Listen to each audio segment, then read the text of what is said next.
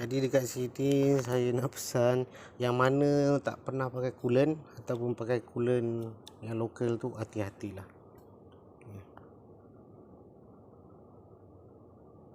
Nampak penyambung ni kat mana?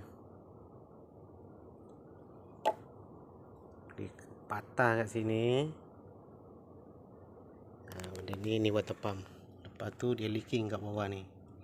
Nampak? Di water pump ni memang dah sampai masa lah. Sini dia turun pergi bawah sana.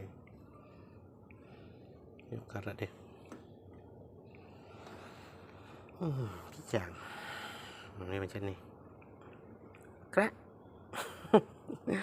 Jadi dia nak bleeding coolant tu kena bleeding betul-betul lah. Satu, kedua pakailah coolant yang betul-betul sesuai yang original.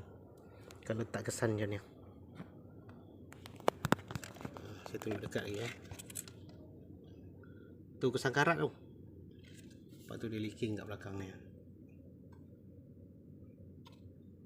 Pisang Mama modal ni nak kena cari.